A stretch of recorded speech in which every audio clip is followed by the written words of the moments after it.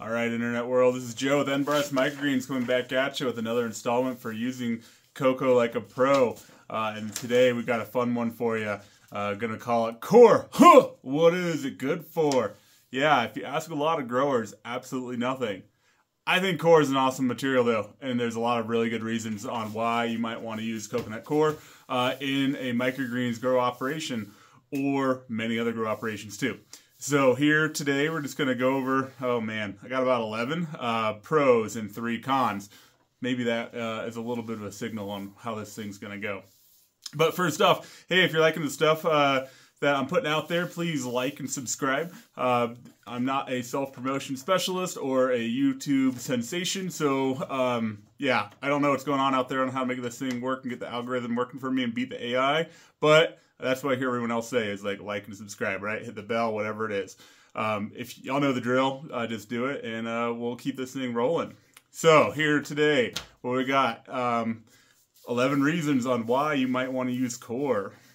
First off, what is coconut coir, right? So when you think about coconut coir, you got the coconut in the tree. We see the pictures of like the rugby-sized green coconuts up there, or sometimes you go to like a really fancy schwanky beach way down south near the equator, and you get a drink mixed up in a green husk coconut. But when we go to the grocery store, we see like that softball-sized brown husk, right? So the coir is essentially the in between that softball size and the football, rugby ball size coconut that comes off the tree. They take that, they grind it up, they process it, they pack it, they ship it to you wherever you are. That's essentially what coir is. When you look at coir under a microscope, though, all the fibers are very long and hollow and like a tube. We're going to come back to that, but that's really important to think about because that is how coir has so much water retention, because just the surface area of it is so much more than so many other materials that are out there. But why do we use coir? Number one, if you want to say that you grow an organic product, you got to use organic stuff, right? You know, and this gets back to the regulation from the National Organic Program from the USDA, the United States Department of Agriculture, if you're growing in the US, right? You got to use organic inputs. And soils are really hard, especially when you're growing in trays. There's a lot of soils out there that are organic, but they can be hard to use. They may not be the most efficient or the best one for you to do. So, you know, it goes as far as to like saying, hey, you grow organic and, you know, you're not certified. You can do that. There's an exemption for that. But you still have to follow the regulation, including using organic input materials. Coir is amazing because there are a ton of coir companies out there that are certified organic. And we'll make a quick distinction here. You have OMRI, the Organic Materials Review Institute, and CDFA, which is the California Department of Food and Agriculture. 2 different certifications. Most USDA certifiers outside of California will accept either. You know, it doesn't really matter. The California Department of Food and Ag, they have a more stringent set of standards than USDA. And that's why most of outside certifiers will also accept the CDFA organic input material, the OIM from them. Just a quick little note there. So, but always check with your certifier if you are trying to become organic. There's a lot of stuff to be aware of. But that's one of the things where if you want to make that organic claim, coir is an awesome material just for that. A big one here for me in particular, you know, I'm growing about 300 square feet. I got 6 racks growing in microgreens, a handful in edible flowers, and other kind of side projects going on. I don't have a ton of spare space. Coir stores really well. Those compressed bricks, you know, these guys here, one of these is equivalent to about 1.5 to 2 cubic feet, or equivalent to one of those larger bags that you'd buy from the store. It's about, you know, 1/4 the size of one of those loose fill bags. It's about 1/8 the size of one of those big 3 cubic foot bales. So you can store a ton of coir in a very small amount of space. You know, I'll try to get a picture here and throw it on the video just to demonstrate that. Along those lines too, shipping, right? So coir comes dry, compressed, so it's small, it's lighter weight than a lot of bagged soils. If you ever jump on Amazon, you're like, whoa, everyone's talking about get this Pro Mix, and it's $100 on Amazon. What you're paying for is shipping, right? When you look at a brick of Coir, it's going to cost you $20 on Amazon, shipping included. Why is that? Well, you get 2 bricks of Coir, it's the same volume as one of those big bales, more or less. And at that point, you know, the shipping is a lot less expensive for the people who are sending it to you. If you live in a rural area, this is really good. If you don't necessarily have ready access to nurseries that have the sorts of soils that you want to experiment with or to use, and you don't have someone that can order it for you, or you're not ready to order a pallet of soil yourself, and remembering that a pallet of Coir is equivalent to 4 pallets of a loose fill soil, more or less. You know, you can, it just, the math works out. And on both the manufacturer's side, who's sending you the Coir, and on your side, the way the shipping goes, that you can get a lot more on one pallet if you're going by the pallet, or even if you're just using, you know, UPS or FedEx or whatever.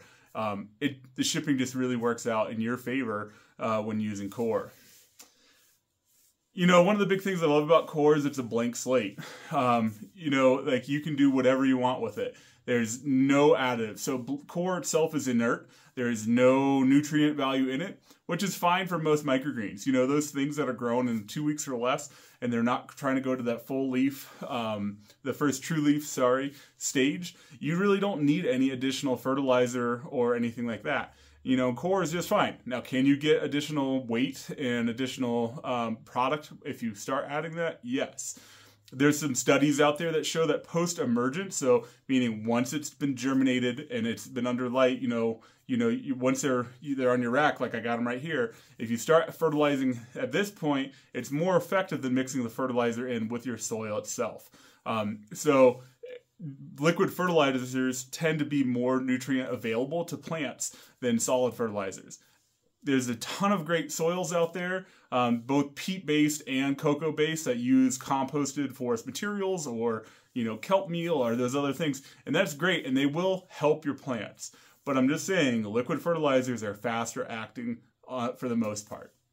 And because of that, Coir acts as an awesome material because you can add whatever you want if you're trying to stay organic. If you don't care about the organic standards, you know, you can go with the what is more cost effective for you, which would be a synthetic kind of hydroponic nutrient. Or if you're like myself, trying to stay with the organic standards, finding something like AgroThrive that comes with the microbes already in it, and it's pretty much digested fish and corn material, and the plants love it. So whichever way you want to go, you know, Coir itself is a blank slate and just really allows you to do with it what you want. Whereas with other materials, sometimes it has a lot of things already added in there, and you can't really help what is added in there if you don't want it in there.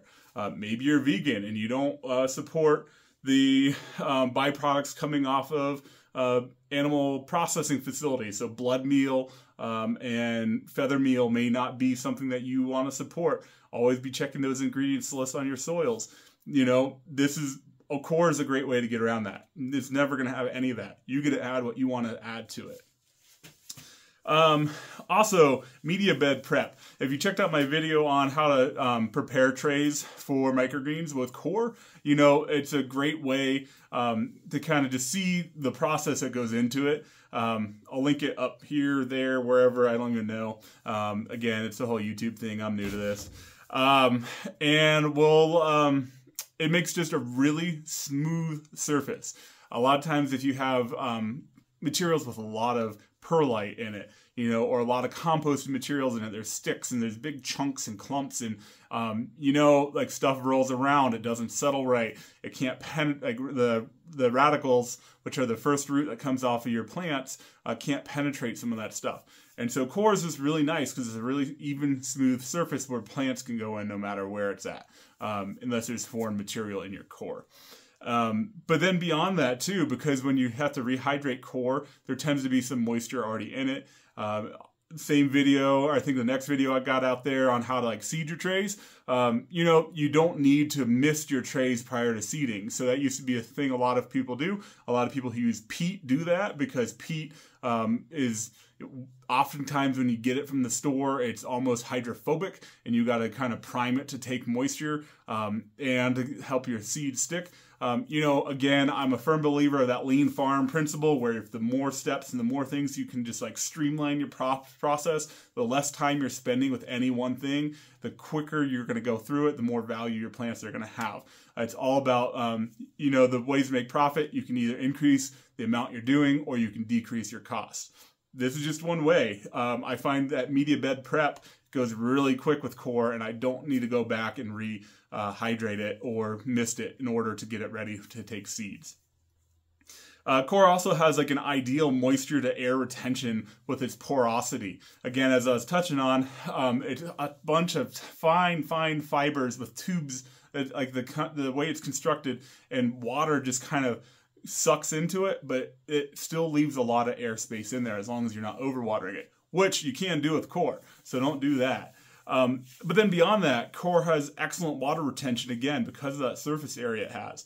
And because of that water retention, you know, I only come in and I water once a day. A lot of growers with peat or other things are watering more than once a day, even 2 or 3 times a day, depending on the product. Coir just really kind of trucks along, and it keeps that proper moisture to air ratio that roots love. And so in that regard, Coir is just a really great material.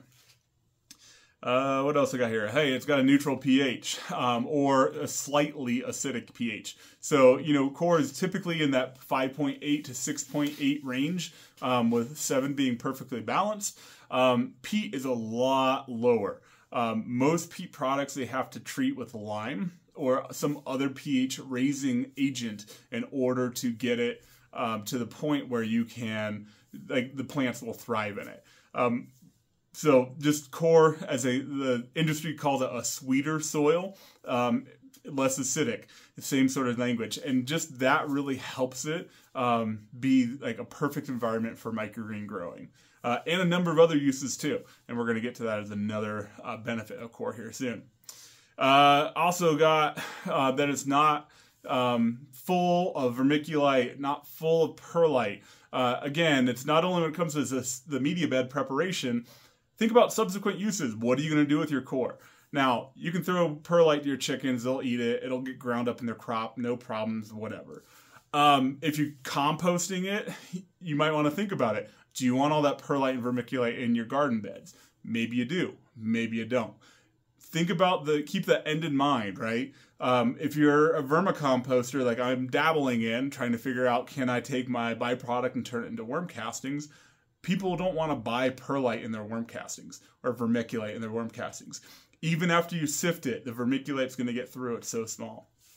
So it's just really think about where you want that Coir to go. If you're dumping it in the trash can, whatever, like use whatever soil that is best for you at the time. But if you have future intentional uses, you know, I got there's like Andy Fry's out there with how to do microgreen backyard permaculture. Like, you got to start with a whole systems thinking, and if that's the way you want to go, maybe a soil mix is not right. Coir, on the other hand, is more of a blank slate that keeps a lot of those impurities out of it, other than what you know you added to them.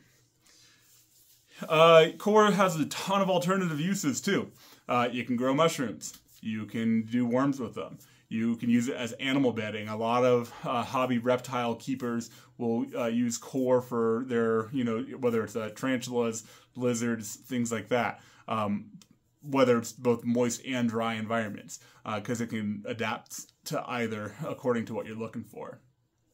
So there's a lot of other things you can do with Coir.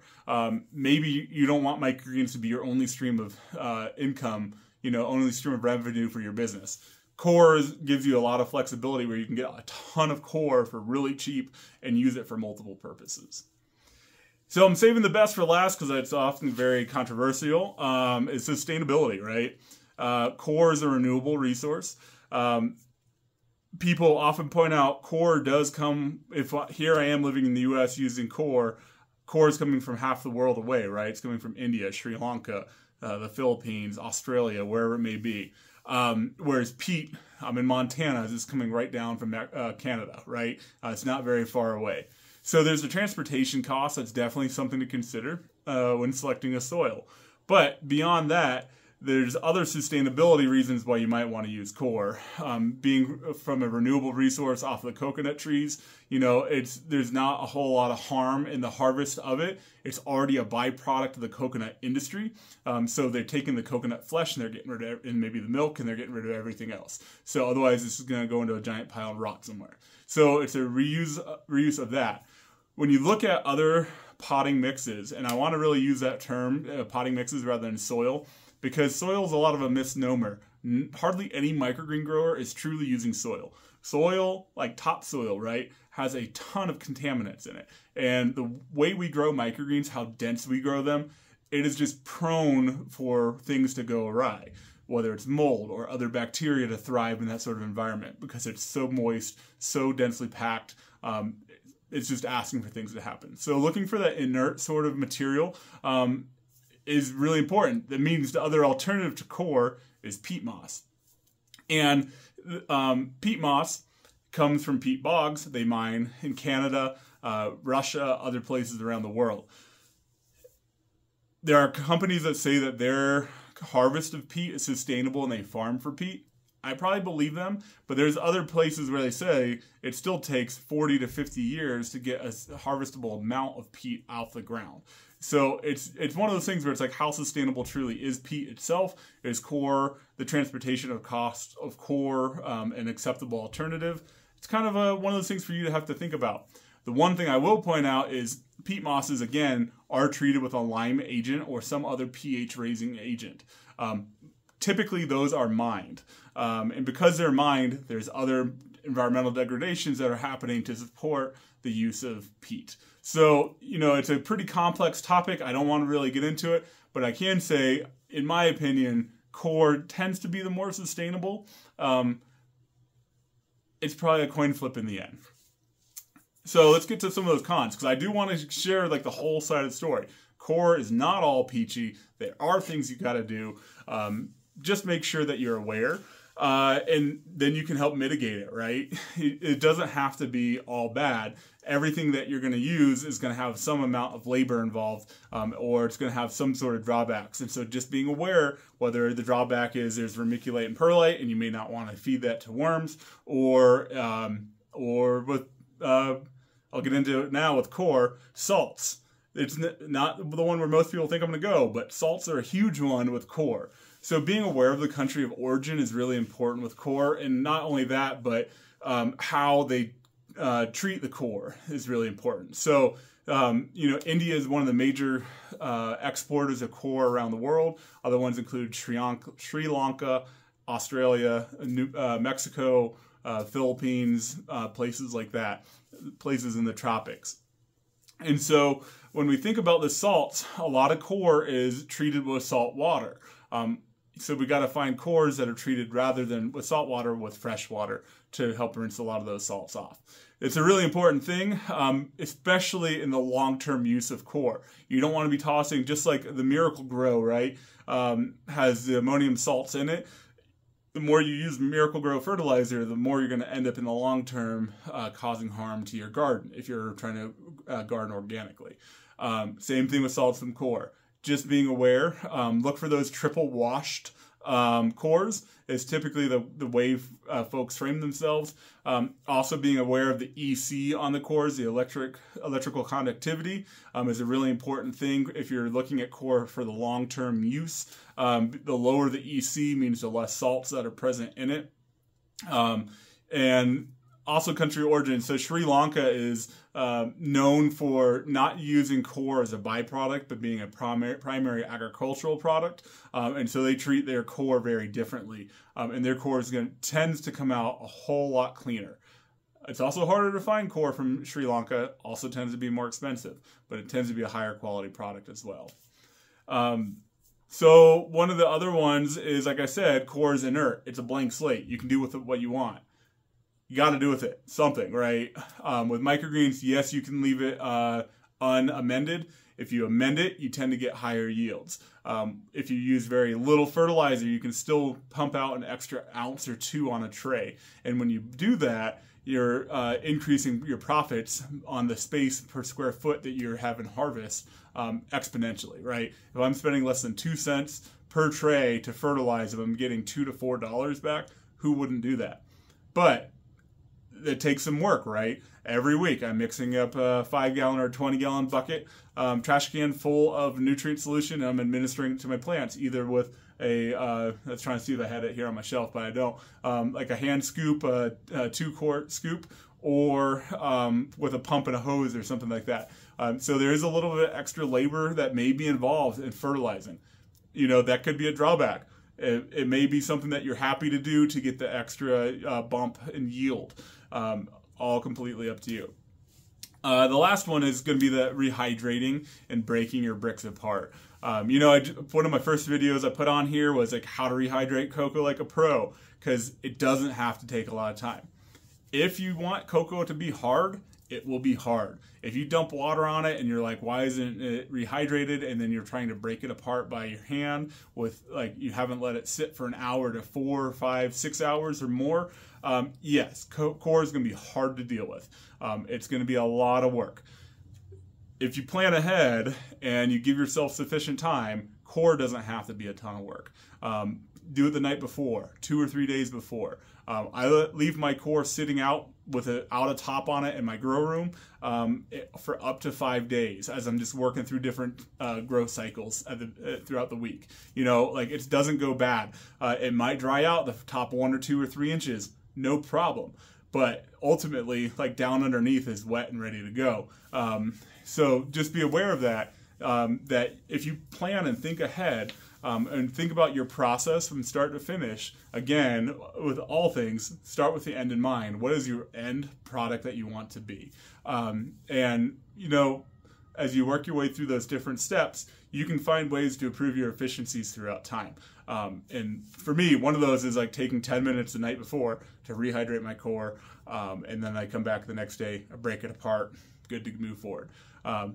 You know, one of the last ones here, and I think at the beginning of the video I said 3, I'll add a 4th one, scale of your grow operation. Coir could be awesome if you're like me. I'm doing about 60 trays a week. I go through about 3 bricks a week, right? That's not a ton of rehydrating to have to do. I do 2 on Sunday night, and I do another one on Thursday night for a planting on Friday. It's not a ton of work. It's pretty quick.